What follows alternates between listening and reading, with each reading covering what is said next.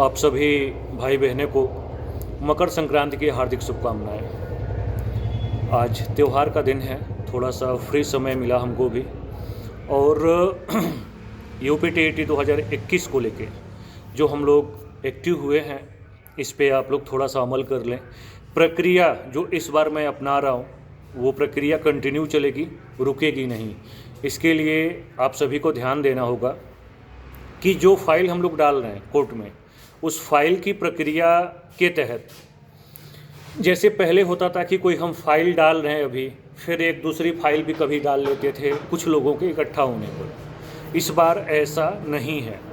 मैं जानबूझकर ये बात बार बार रिपीट कर रहा हूँ और बार बार आप लोगों को जागरूक करने की कोशिश कर रहा हूँ कि जो पूरा मामला चल रहा था आपका, तो पूरा मामला एक तरीके से क्लोज स्तर पे आ चुका है, ठीक है। और इस मामले को जब हम कोर्ट में चैलेंज करने जा रहे हैं डिवीज़न बेंच में, तो इस स्थिति में पूरे प्रदेश में इस फाइल को करने के लिए ऑप्शन जो बचा है वो सिर्फ मेरे पास सिर्फ प्रगति अग्रवाल फाइल को लेके ही बचा है।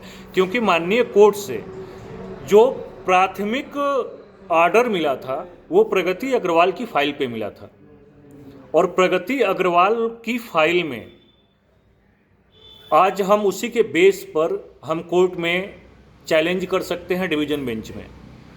तो इसमें ये एक चीज़ और भी नोटिस, जैसे जो नए लोग हैं वो भी परेशान हैं कि सर हमको ऐड कर लीजिए, तो नए लोगों को इसमें ऐड नहीं किया जा सकता।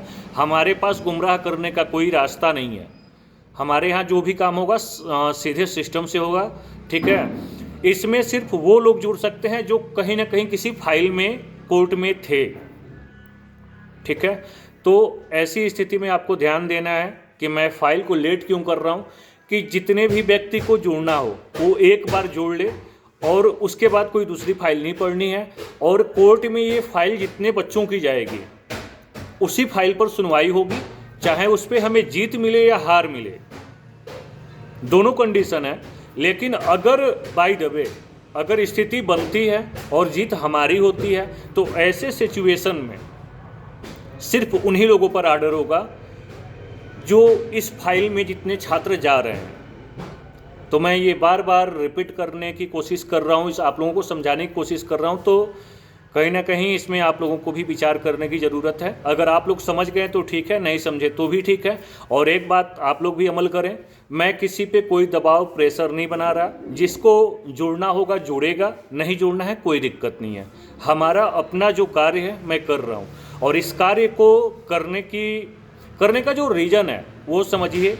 आयोग के जो सचिव थे जिन्होंने टसन पाल रखा था कि हम छात्रों को नंबर नहीं इशू करेंगे, वो आयोग से हट चुके हैं, दूसरे विभाग में जा चुके हैं और यहाँ नए अध्यक्ष नियुक्त हुए हैं। तो ऐसे कंडीशन में एक संभावना बनती है कि कहीं ना कहीं नए अध्यक्ष हैं, हो सकता है कि वो देखें कि भाई ये मामला सिंगल बेंच और डिवीज़न बेंच में छात्र जीत चुके हैं। रिव्यू में जो ऐसी स्थिति बनी कि छात्रों के मामले को दबा दिया गया, ठीक है। तो ऐसे कंडीशन में हमारे चैलेंज को अगर एक्सेप्ट किया जाता है तो वो नंबर हमें मिल सकते हैं। और ये आखिरी प्रयास हम लोग कर रहे हैं। और मैंने खुद ये बात रखी कि भाई चाहे किसी भी स्थिति में मुझे ये कार्य करना है, क्योंकि आखिरी उम्मीद है। अगर ये ऑर्डर मिल जाता है तो जितने लोग हैं सबका भला होगा। कुछ लोग कह रहे थे जनरल ऑर्डर, भाई जनरल ऑर्डर इसमें नहीं होता। धन्यवाद, जय हिंद।